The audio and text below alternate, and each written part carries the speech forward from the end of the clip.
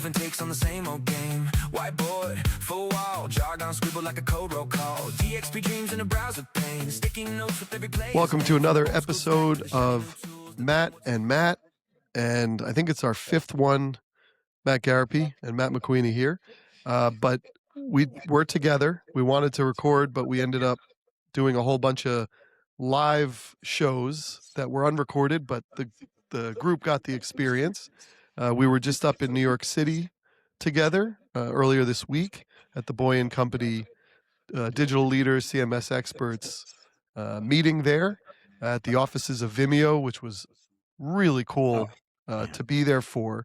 But Matt, I'm gonna let you kind of take off on your recollections and takeaways of the event as we bookend from this week, where we'll then be together in Frankfurt, Germany next week, talking many of the same subjects.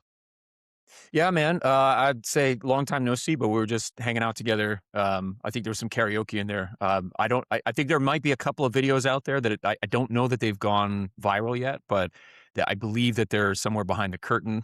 Maybe those will get shown to folks in Frankfurt. I don't know. Have we done karaoke in Germany? I don't. Do they do karaoke in Germany? I think that's Rammstein? Question number one. Do they do karaoke in Germany? I'm sure they do. Well, I'm wondering if they do it in Frankfurt. Probably, definitely Berlin. I think what part of the mission here is we got to go find some karaoke in Frankfurt.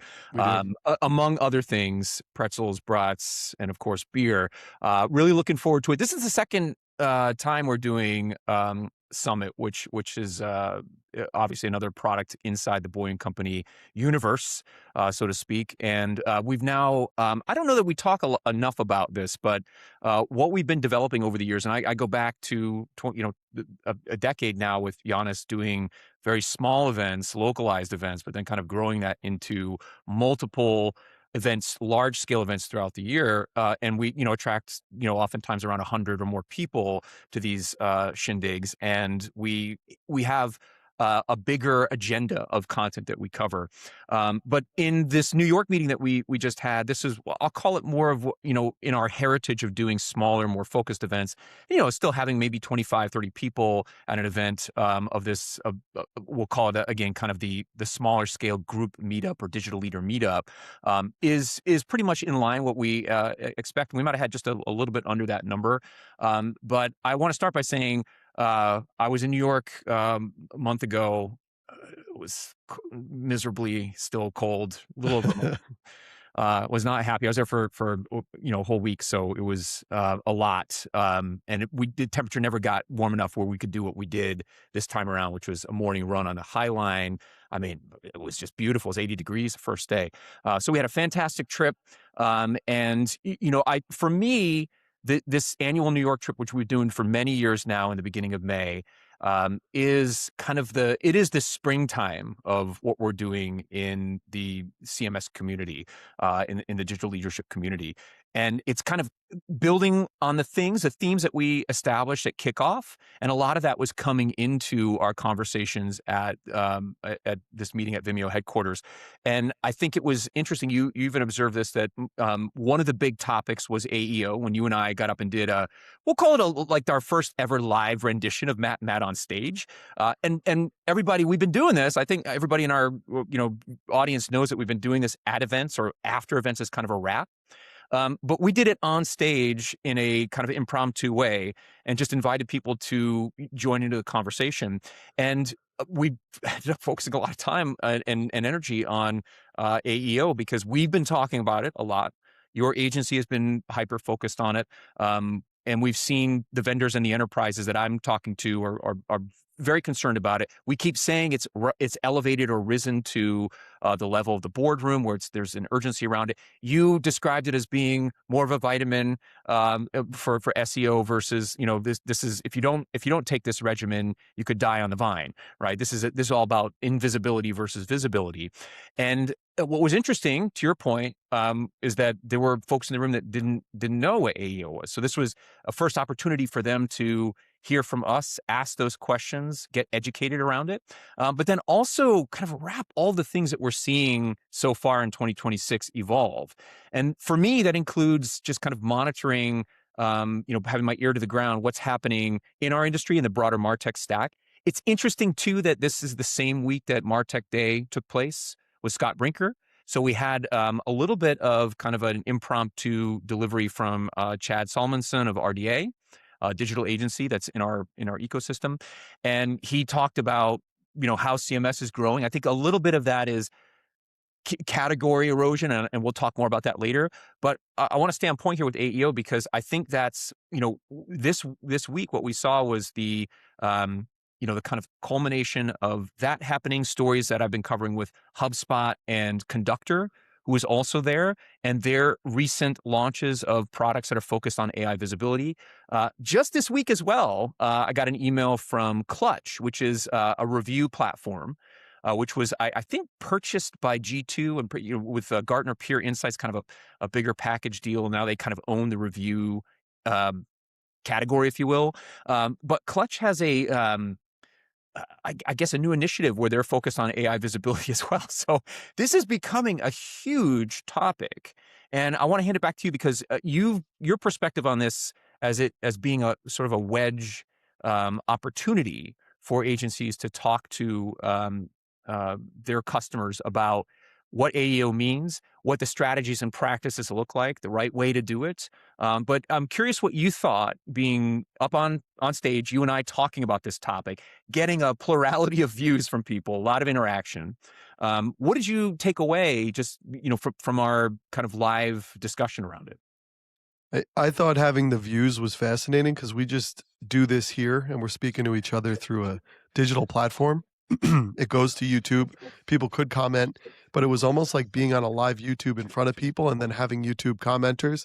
Now, no one's going to be as nasty as they might be in a YouTube comment thread or a troll, but I did find it interesting, the line from a few folks about being a little cranky about it and maybe being a little like, how is this different than SEO? I mean, it's just another newfangled thing, and then people will figure it out, and then we'll move on to the next thing. And that's not a bad thought, but I think when you're in business and you're thinking about being an agency who feels like perhaps their bread and butter business of developing platforms for customers is going away because of agentic AI, because of efficiencies that have already come along with headless and composable, there's less work to do for very predominant development companies. And so instead of worrying about AI visibility getting figured out quickly and being a fad, I would flip it on its head and say, there's so much interest in it. Lead with that all the time, and then discover your way to either new services or ways to fill up the time of the folks you have working there. It's a normal creative destruction, if you will, I think, but it still is pretty evolutionary. But we've also never been in such a time where there was such a focus on what we do, where we're putting messages out and people are taking them up. So, I mean, just as an aside, iMedia and myself have been developing a very lightweight AI visibility tool using many of these agentic systems of the day that allow you to put prototypes up. And it is not a paid app right now, we'll see, but it is not a paid app. It is purely a discussion starter because of how intense this is. I would say the uptake, when anytime you share this thing or you put it out there, it generates, I don't know what the percentage is, but a meaningful percent of action. Not just click-throughs, action on utilizing the tool, seeing your visibility. This thing is so hot, keep talking about it. When I came up in journalism, in sports journalism, as a young guy covering the New Jersey Nets for their website, I used to think to myself, let me be the person who's going to go and cover the second center on the bench and tell his whole story and focus on the intangibles he does. And the wizened older writers who had put their time in to get the sports beat at a pro team said, if you're not talking in every story about Jason Kidd, Vince Carter, and Richard Jefferson in that order, it doesn't matter. And I think in some ways, this is where we're at. Yeah. talk about the main player that's creating discussion, that's creating wedge offers, that is, I believe, starting discussions at a clip that has never been seen before, except by maybe the most Sandler trained sales organizations.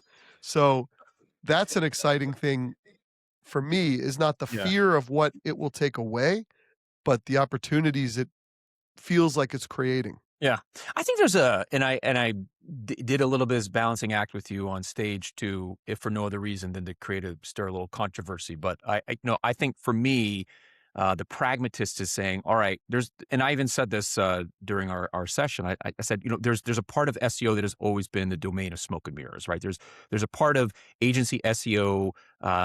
Monthly retainers that I think, people on high never had any visibility around. It was maybe a marketing manager, it was discretionary. It was $3,000 or $4,000 a month. There were, who knows what activities they were engaged in, right? But there would be a report. There would be, some toxic backlinks that were fixed. There would be some engagement in, developing content and keyword strategies around certain things. And I don't know that anyone lifted up the hood of the car enough to say, all right, I'm using SEMrush to do this. I'm using Hrefs. How much value are we getting out of this? Right. I think some organizations definitely audited it. I think SEO going to work to, push down negative stories when we were using Google as the conduit for searching for everything. And that was part of the PR strategy, which came up during our conversation. It's kind of re-energizing this whole PR piece. I want to bring on somebody from the PR community to talk, during one of these future episodes, because I think this is so important, that the sort of intersection of where AI visibility, product evangelism, human authenticity, and PR as part of all this, because so much PR is being created with the tools we're using now, to the point where it's just it is becoming part of the noise. So how do you get press releases to really stand out and get picked up? And I'll share some very specific things that I've learned around that, or just getting so many press releases pushed to me. I can tell the ones that are automated. I can tell the ones that are, human actually took the time to try to cultivate a relationship with me as someone who is in an editorial capacity. But I think on this, again, counterpoint that I was offering on stage was, I think with AEO, particularly with some of the enterprises I've talked to who are engaging in these programs, there's some hesitation. There's some, okay, I don't know how much return I'm actually seeing on this. We're at a point right now where ChatGPT is introducing ads, right? This just started. I mean, to go back to February, I think they officially announced it, but we're now at a point where they're actively testing. We're going to see this start to light up. We'll understand what the media investment piece of it looks like. So barring that, the idea that, we can somehow control what is going to happen in those channels is like, that's absurd. We have no control over it. We have the ability to influence it, but we can't control it. So are you doing all those things in a world where 80-some%, this was Bastian Servan's article he wrote for me about M-Dash. He talked about his product Enhancely and how something like 80+% of sites out there don't even follow schema.org. So we're not even doing the SEO stuff right, let alone now this new era of AEO. So I think my was more of an agreement with you around the need for, this. There's a pedagogy around that we develop around these things, right? SEO, AEO. You're right. You got to hang your hat on where the energy is right now. And if you're not doing at least some of that, you're going to miss the boat. But I think we have to have a certain amount of pragmatism with what we're doing, and we have to analyze it the right way. And that's why I think when I look at Conductor and what Pat was talking about, the real moat is data. Right? It's not that I have this tool and I have this interface or UX. I think we heard from a few voices on the first day about how, we've really eroded the competitive advantage that software had, by itself as a corpus.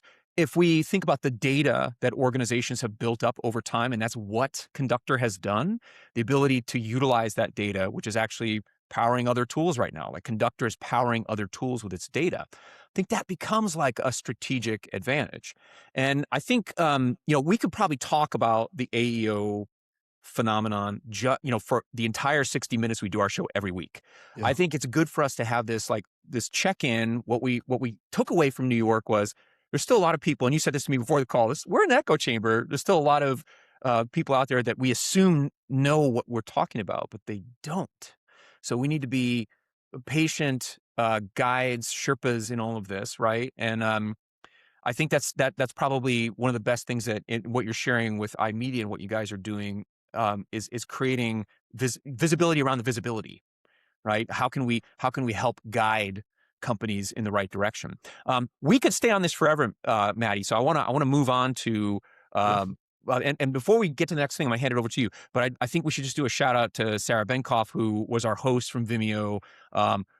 Sarah, I mean, amazing. I mean, first of all, how often you get to go in one of these places, right? I mean, as you get behind the curtain, you see they've got their own production facilities. I mean, we're just like as consumers and advocates and people who use video as a way of projecting thought leadership on a almost daily basis. I mean, you and I were just like, it was amazing. Right. And the great thing with Sarah is, other than being a great person, she comes from our industry specifically. She was at Squiz, she was at Sitecore. So she really couched her presentation towards AI visibility and how important video is with that, the ways you can integrate Vimeo into your platform plays, maybe in a way that juxtaposes itself against a YouTube, which is kind of the default embed. So I thought that was great. The other thing that I thought was great is, because we created this show, Matt and Matt, right? Sri, I think it's Srinivas, and is how you say his last name, but everyone knows him by Sri. He's a great influencer kind of in this space. Yeah. Because we do that show, because we're on the agenda, all of a sudden he knows us. I don't think he knows which Matt is which, but he's doing callbacks. It's always been one of the great powers of media, and why I think if you have any kind of potential for following, just do this, because it adds another allure level because of the power of TV and today's version of TV, where you're just known. So we're sitting there, and Sri knows the whole time. Matt said this. Hey, Matt. Yeah, it's he's got a kind of a 50% fascinating shot. thing. He's got a 50% shot of crediting one of us. So. Or a mark. We had a lot of marks too. Or a mark. We had a lot of marks, right? An outsized number of marks. Yeah. Yeah. So one thing I wanted to hit on here is something we're seeing, right? Especially when we come from this DXP CMS industry, the way AI might be putting some of these platforms in their own feeling of peril. What does brand equity mean in today's space when we're looking for outcomes-based engagements, where technology serves it instead of technology, a specific name of a technology being at the table? It's a very dizzying thing. But one thing I think that's interesting that you're seeing in your reporting, I've seen when I'm out there speaking, is we're moving from, much like in the 2010s we were talking, where Domino's famously came out and said, we're a technology company that sells pizzas. Are we all now AI companies, right? And you saw this with Treasure, who's now Treasure AI. When I was sitting last week in New York with Umbraco's CEO, he kind of brought up this idea of, are we actually becoming an AI company? Opal, you see this in Optimizely. Sitecore is called Sitecore AI now, that platform. And I know there's this word AI washing, like there's this washing idea and things, but I think at the very heart of it, it brings up a good point, which is fundamentally from a mission, perhaps many of these companies need to be re-envisioning themselves or visioning themselves for the future as AI companies. Yeah. I what it made me think of is how years ago Microsoft came out with this product called Zune, and I think Zune, wasn't that the thing that I think was in Guardians of the Galaxy? Like they had a Zune. It's like I could put all these songs on a Zune, and then there might have even been I think it was Land of the Lost with Will Ferrell, and he finds a Zune somewhere and he can listen to music on a Zune. But everyone's like, "What is this? Right? Is this artifact of a moment in time that just didn't catch on. It was like G plus, Google plus, it was flashing in the pan. Or the Amazon phone. Or Amazon, right? It's sort of like the boulevard of broken dreams from a product perspective. But you got to break a few eggs to make omelets, and you could take this all the way back to VHS versus Betamax. But it made me think of Zune when we were talking about this, because I remember Bill Gates coming on TV and he was presenting the Zune in trying to do his best Steve Jobs impression, I think, being up on stage and having the cult of personality that Jobs had. And I remember the very last thing he said as he was holding up the Zune, he said, "Oh, by the way, Microsoft is no longer a software company. We're a product company. We're a hardware company. Like, this Zune represents a sea change in what we're doing philosophically." And then it made me think of Meta. It made me think of Facebook saying, "Oh, we're now the metaverse company. So we spent a lot of money to reposition ourselves around Meta." And granted, those don't have the sort of scope and range of AI, but I think AI itself is so broad an umbrella. And I talked about this. I did the closing keynote at J-Day USA last week. And that's Joomla's US big US event. There's a bigger event, global event they do in Europe later in the year. But in my talk, which was kind of I'll call it a permutation of what I did at kickoff, I had to change the slide I had a slide at kickoff that kind of showed all the transformation everyone's going through. Content AI is calling themselves an agentic CMS. Umbraco, as you mentioned, they have Umbraco AI. Sitecore went all in with Sitecore AI, and Eric Stein told me that at some point AI is the focus. It is sort of the product. It's inextricably intertwined with it. And as I was talking through the slide, I said, before this talk last week, I talked to Raf, who's the chief product officer at now what is Treasure AI, was Treasure Data. I said I had to come in and change this slide before I gave this presentation because, I was just talking about how I was going to mention how Treasure Data is now viewing itself as being a marketing cloud and not a CDP, a customer data platform. They're really trying to evolve their definition of where they fit categorically. And then last week, they're now Treasure AI, which is, this even bigger vision of being an AI first company that is, if they position around being an agentic experience platform, which is there are other vendors that are calling themselves agentic experience platforms. And it is becoming a bit confusing for everybody to understand what that means. It's putting a lot of pressure on the vendors to have to explain it, right? Okay, I have agents and it's a system for orchestrating those agents.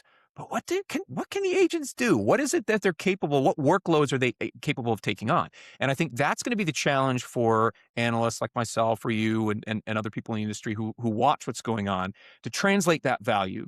But it's got to start with the business, the company, the vendor is going to have to do more work to help the market understand where the differentiated value is around their flavor of an agentic platform.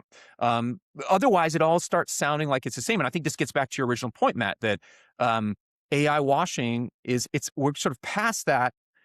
You could throw AI onto something and see if it sticks. But any company that is now fully embracing it, they're now in an agentic race to have to, bring definition to what an agent means in their system and how they're harnessing MCP, and how are they able to allow those or imbue those agents with the skills to go out and handle jobs that maybe exist beyond their ecosystem, like Opal is intending to do. So that's my kind of take on how this is sort of transforming the bigger business considerations that we're going to have to go through. And one point on that, and you brought this up in our meetup, that there's an average shipping of new features every 9 days, and potentially some companies talk about daily. But bringing this to a wider technology lens, you brought up Microsoft, and one of the funny things with naming, I always like to joke, and this goes back even to headless, where it's like, we're headless. And it's almost the way gluten-free took over everything, to the point where you're looking at Fruit Loops and it's like a gluten-free food. And you're like, really? Okay, we get you, right?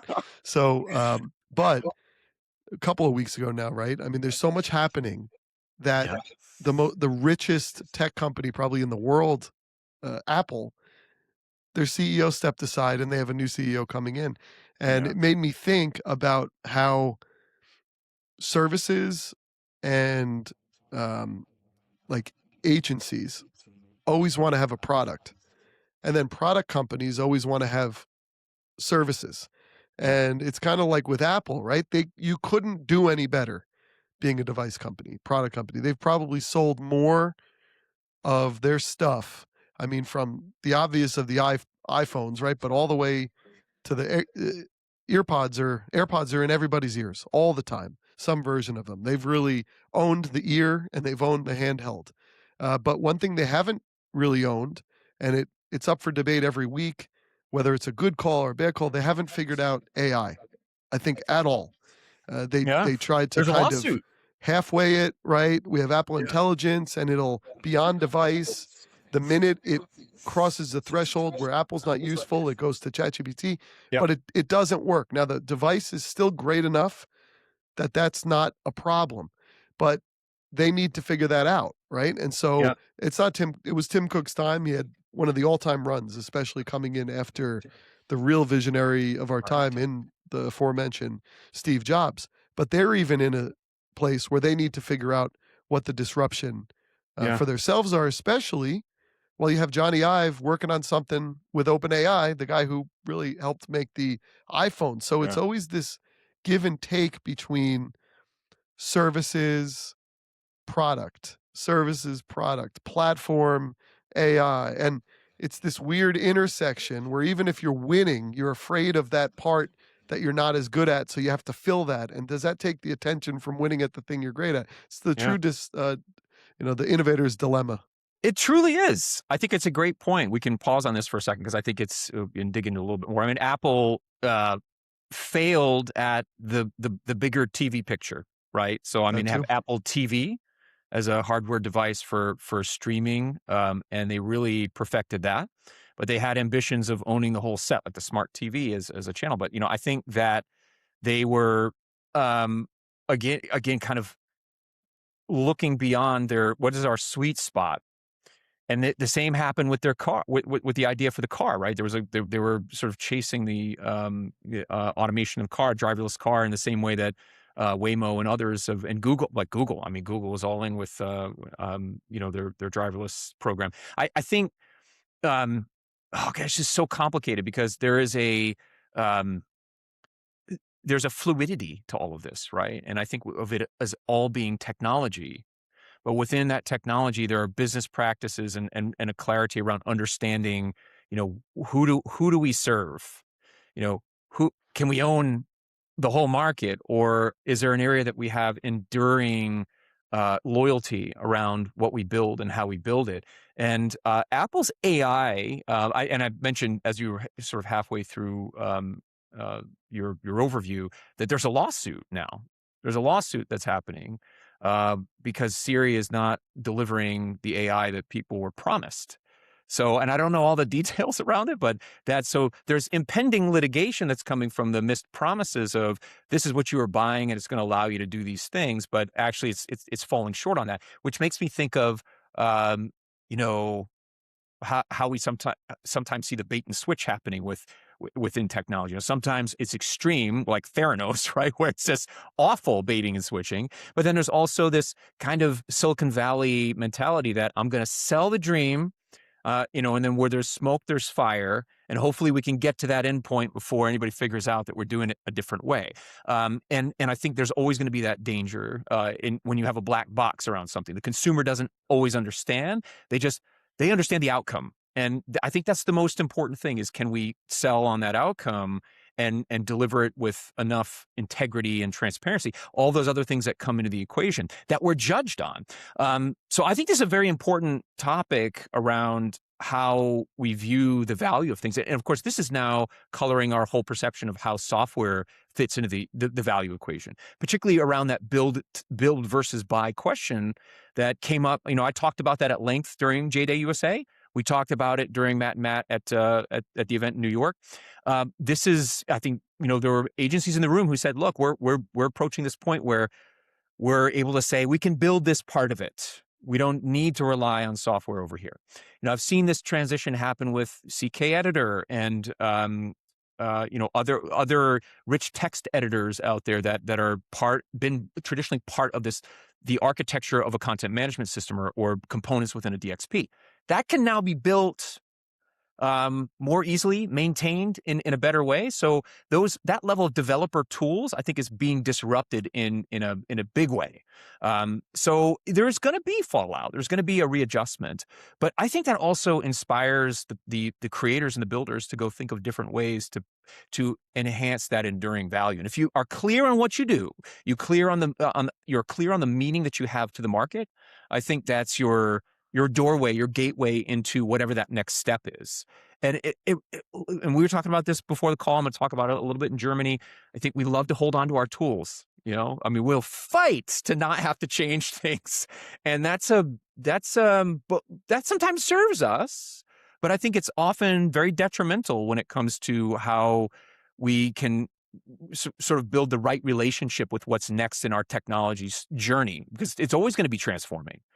What's the right time to say, yeah, I'm going to allow this next tool. I'm going to create a culture, as we heard from several people at the meeting in New York. We have a culture where we invite our teams in to, for X number of minutes a week to try new tools, come back and report to us, tell us what you think. And that culture, that change management kind of mentality, which is something, I've got an article coming out, interview with Rakshana from Content Stack, that will dig into this. The culture of change management, the CEO-led embracing of how change is a constant fluid flow in our organization, and how do we shape it? I mean, if you don't have that top-down relationship with it, I think you're going to fall behind. And this is not a time where you can afford to do that at all. Well, top-down and horizontal. And I think when we look at events like the Boye Company events we're at, in no place else do you have that kind of variety of leader in the room with each other. And it's often in those connections where great progress can happen, right? There was a moment, and I feel like a proud parent, even though this Boye Company is Giannis's child, but I feel like a proud parent in some ways when we're sitting at lunch and you see Jeff Cheel, who leads partnerships from Content Stack, sitting right next to Lynn Boudreau, who does the same at Kentico. Yeah. And yeah, it's a competition in the market, but they looked like good friends. And, you're with each other in certain other orientations at different companies. So there's a shared thing there. But, even when I go back to the Apple example, technology can do so much for us. And now more than ever with AI, where you have these co-pilots and 6 weeks can be consolidated into 6 minutes sometimes with it. Yeah. It is the in-person relationship building that can happen at events like Boye Company that truly, I think, jump the bar. And when I think to Apple, and the book's right over my head here, the Steve Jobs book, where he said, I think basically on his deathbed, he said, I cracked it. Television. He had cracked it. And I think the hard part is television became a commodity. So the actual set, there was only so much you were going to do, and the margins weren't going to play there. Yeah. And then you needed to merge with old media to be able to infuse the software to be the best version.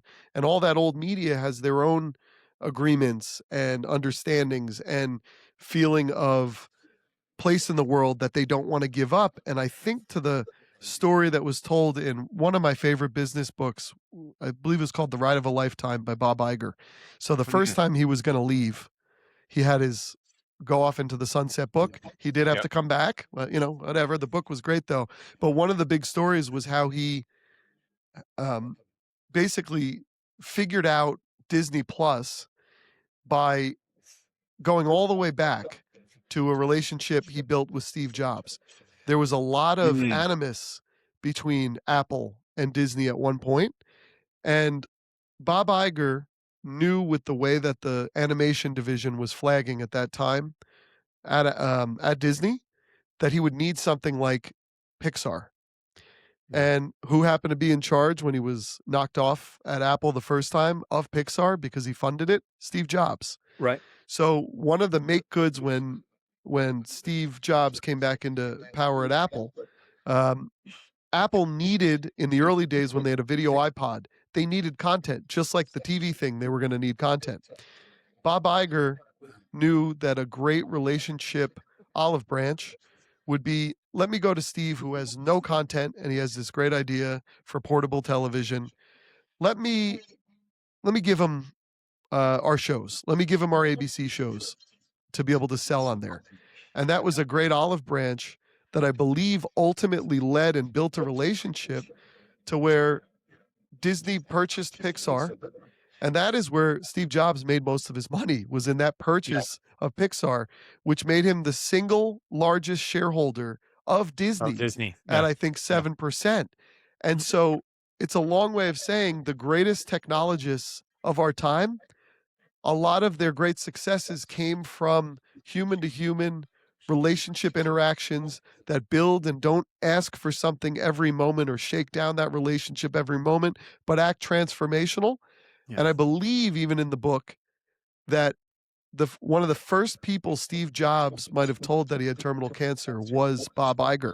Because when you're in that kind of position where you are atop a company that's moving entire markets and stock exchanges, that kind of information moves markets. Yeah. Well, it's also important from a succession perspective. I mean, Yes. if as a stockholder means someone else is going to have domain over that, whoever he leaves that which stock led to Tim Cook, which now 15 years later leaves. But there's so many human parts to this, and I think it all ties back in some ways to all the things we love about, I think, what we're doing day to day. I agree. And just to kind of dovetail, put a little cherry on top of that. I too read that book. I think in that book was, he talked about John Lasseter, who's hence been defrocked. I don't want to spend too much time talking about him, but just to talk about the human piece of this, I just want to relate this quick story. So I live in the Orlando area now, and I had many neighbors and friends that worked in the parks in Disney. And I think there's something about the culture at Disney. They call it casting. They don't call it HR. Yes. They have everyone has to wear a name badge, including executives. So you walk around, you've got this name badge on, you feel like you're part of the same team. It sort of equalizes the person sweeping the street to the person who's making those kinds of executive level calls that you're referring to at the highest level will wear a name badge because it's all about hospitality. And then I mean, for me, what kind of captures the story of the human aspect of it is the just the complete obsolescence of hand animated stuff. There was a guy who came in to interview with me years ago who had worked on Mulan, the Disney film Mulan, and he was this unbelievable artist. I mean, just incredible animator.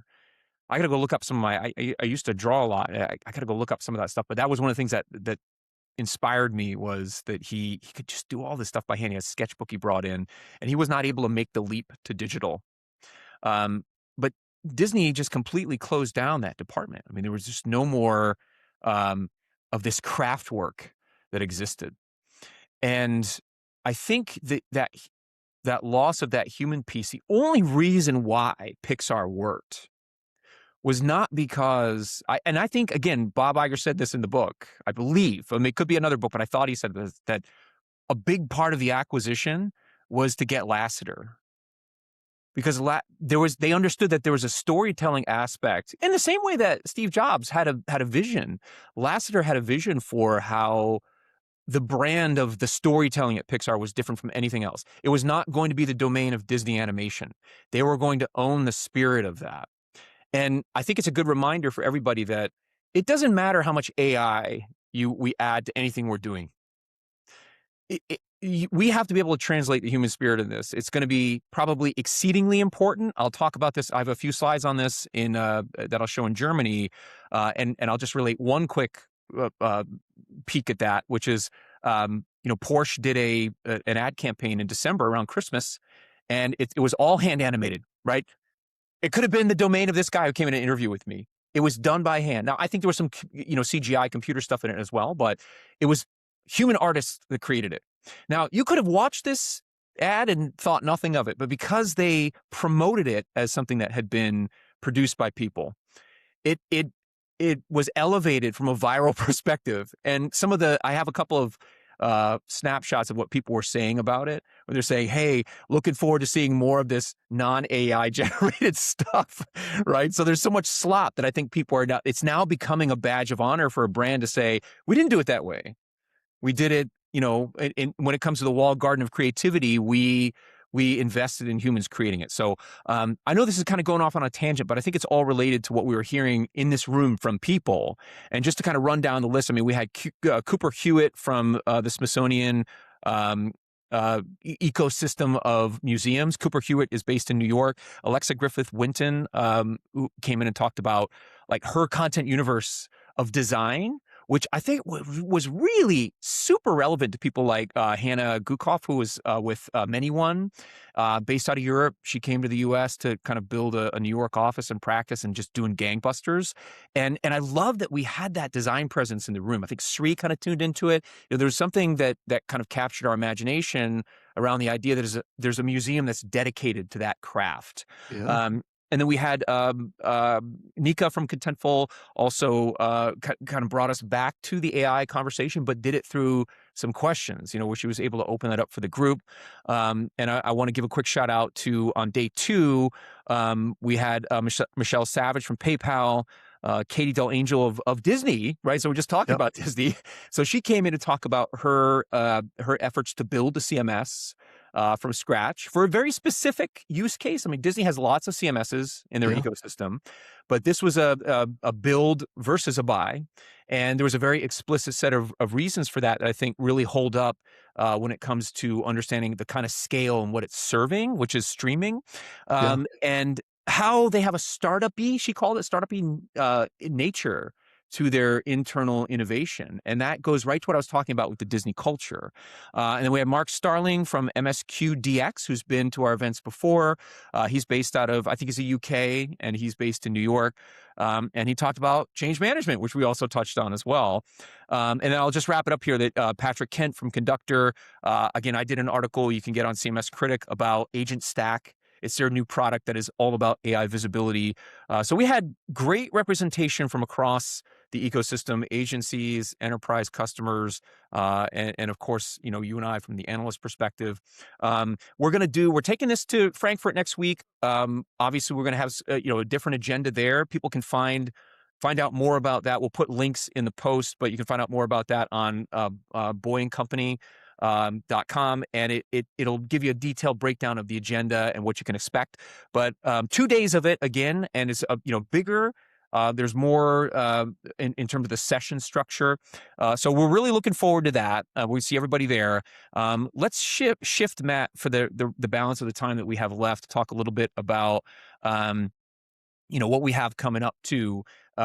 So we mentioned Andy Cohen. I've got him on a podcast forthcoming. What else do you have that's happening in your world? Yeah. So the really Frankfurt is going to be a big event coming. We're on a run of these, and then I believe the week after we're going to Atlanta for a quick day meeting. Yep. And then maybe going up towards Boston for something.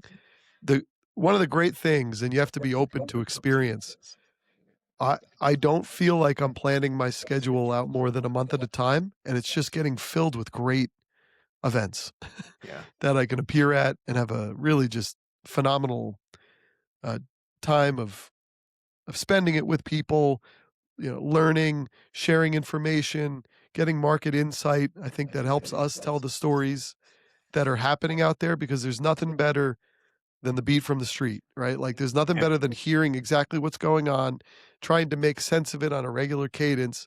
But I am really looking forward to Frankfurt from the point of view, I think we're bookending it. I think you're starting it, I'm ending it. We'll have some shows in the middle, potentially takeaway shows, because we ended up in New York kind of just doing them live, like those Kanye performances where only the people in the room could hear the album or something like that. But yeah, no, it's I know there's a few excuse me, Sitecore events going on right now, just with timing. I wasn't able to get out there to. But yeah, I think we're releasing content on our own as well, interviews, which is great. There was one thing that I forgot to mention that I did want to call out. So I've been a Sitecore MVP now for 4 years, and those usually are released at the end of January. But I did see a flurry of updates yesterday, this week. I think Optimizely has announced their MVPs. I believe it was this week. And one person I do want to call out is my former coworker and now friend, Jonica Fernando. And one funny story. So he's out of London, or outside of the London area. He's a many-time Optimizely MVP. He's a real dean of the group. Not a Dean Barker, but a dean of the group. He even worked at Episerver at one point. He had a great presentation at the Boye Company meetup in London. Really, that's another one of those proud parent things, seeing people join that community and right away present and feel one with it. Yeah. But funny story with him, when I started working with him, I just started calling him Yannicka. And do you know why that was? Because of our friend Giannis. So I just figured if you have the J and the A and the N, it's Yannicka. And one day he kind of quietly reached out through Teams and he was like, by the way, it's a hard J. And I'm like, I'm so sorry. I blame Giannis boy because I was calling you Yannicka. Some people call, like I've noticed, like Olivier and some other people in the like the German community call him Janice. So I think it's perhaps somewhat open to interpretation regionally, but of course we respect however someone wants to be referred to. First and foremost, if that's the first class citizen thing to do is to listen to how they want to be referred to it. But that is one of the challenges sometimes with being so international and working internationally is adapting to that. That's great. And there's a couple of surprises coming at Frankfurt. I can't say too much about that. But you heard it here. There's going to be a big surprise coming at Frankfurt. And I know we have a CMS Idol, which is a lot of fun. Yeah, I've loved the way Yep. we've organically built quite a compelling and entertaining program. Yes, it will be very entertaining. We're going to have a great time, great social event on the end of the first night as well. I do want to just real quick, just in my Wayback Machine over the last couple of weeks. I mean, we talked about the Adobe event. I think I talked about the Typo 3 event that we're going to do in Atlanta. Then we have a Boye Company meeting that you mentioned that we're going to be up there for as well. I did talk to Content.ai about their expert agents. So there's a great interview on CMS Critic about that.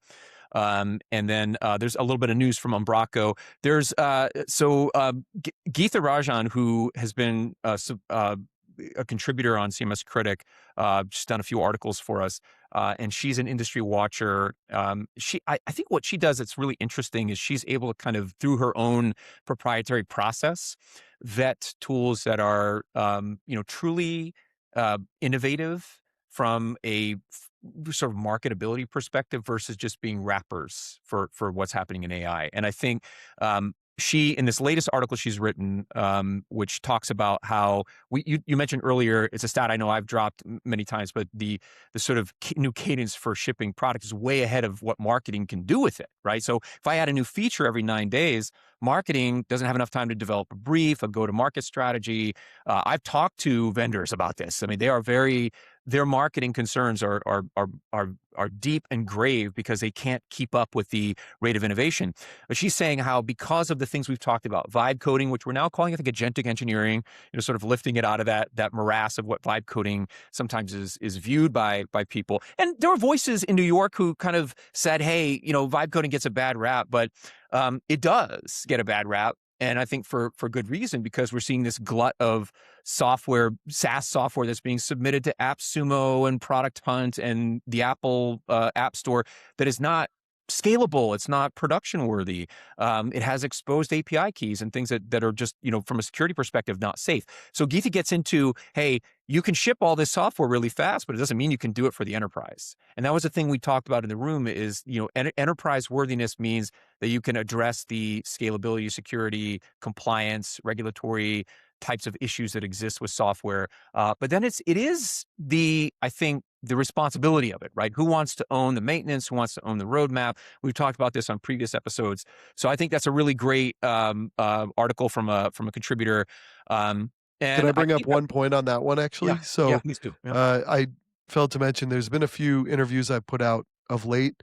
One was Jordan Cantor, who's just a data genius he's great. who I was used to work with, released what he's up to.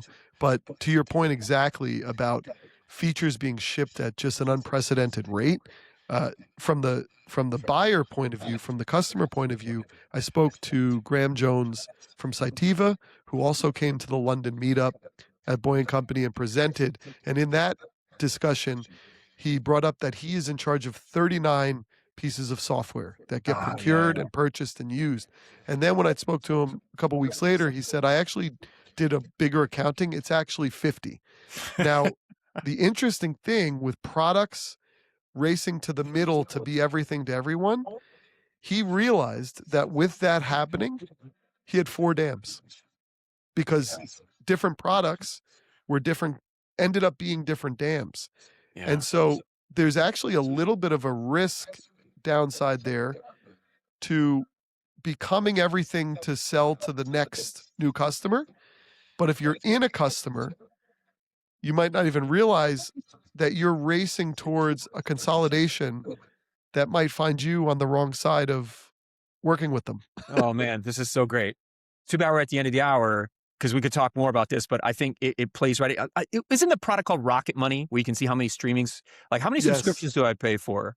I think having an auditing of like your whole ecosystem in this way. And I know that more mature enterprises do this, but I think herein lies the problem is that we're eroding the walls from a category perspective. It's no longer just a pure DAM anymore. It does all of these things. It's no longer a CMS DXP. It does all of these things. And now we're labeling it agentic or AI, and it's just creating a lot of confusion. Last thing I want to leave on this, and it's something I talked about at the show. I think, so my son just graduated. I think I maybe did a little bit of setup for this. Go Gators, class of 26. While we were at the event, he sent me a text. My wife and I said, "Hey, we're gonna pay you. We'll give you some kind of a gift,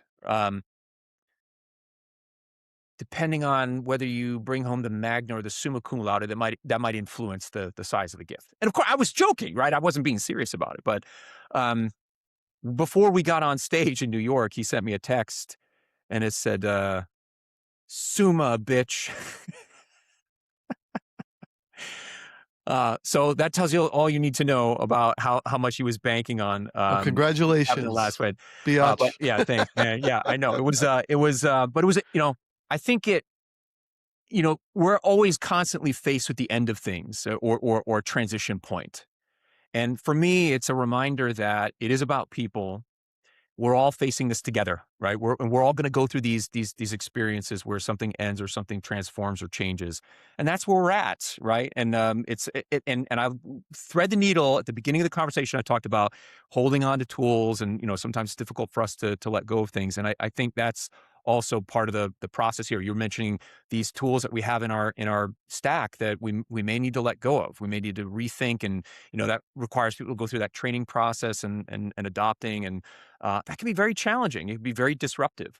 But this point in time is forcing that pressure on us in a unique way. And I think on the other side of it, though, there's with natural language and the ability to prompt by speaking to tools, that's opening up new possibilities. It's making it more accessible. It's making us much more productive. So I feel very optimistic. And of course, these events always have that effect, right? We walk away feeling really, really excited about what's possible. So that's it. Any closing thoughts, and we'll wrap it up. No, I'll see you in Frankfurt. Hopefully, drop in on my red eye and maybe go for a run again, and then wear myself down. So okay, well, let me know. Text me, because you can do the same thing you did last year. Just store your stuff in my room, right? And then I will need to do that. Yeah, thank you. Right. So I'll see you in your room, Matt. All right, man. All right. I mean, that's how we roll now, right? So, all right, man. All right, everybody. Thanks for joining us. We'll see you on the flip side.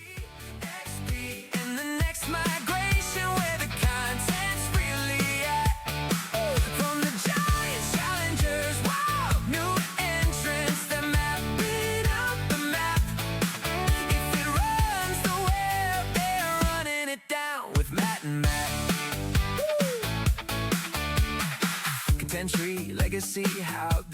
survival thrill.